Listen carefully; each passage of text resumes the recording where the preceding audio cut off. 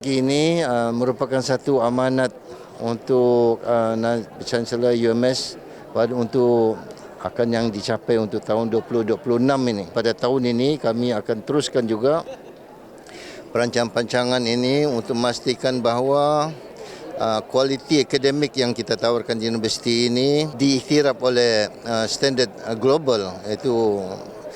kenapa amanat ini sangat penting. Begitu juga memastikan bahawa graduan universiti ini juga laku di pasaran global, pasaran pekerjaan di mana-mana sahaja. Dan begitu juga dengan research yang kita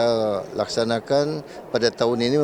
memastikan bahawa aktiviti research berpaksi di Borneo supaya para penyelidik yang ada di universiti ini dia terkenal dengan kepakaran yang berkaitan dengan kearifan lokal.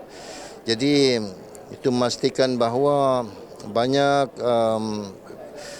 research yang berkaitan dengan Borneo, sama ada sains atau bukan sains, ya, memastikan UMS merupakan sumber rujukan utama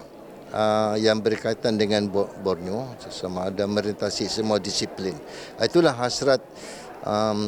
amanat pada tahun ini, dan juga tentunya memastikan bahawa anggota warga universiti yang semakin berkembang ini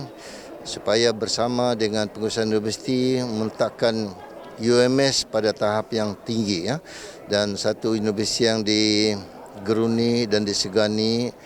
dan juga memastikan supaya UMS sering bersama dengan industri dan pemain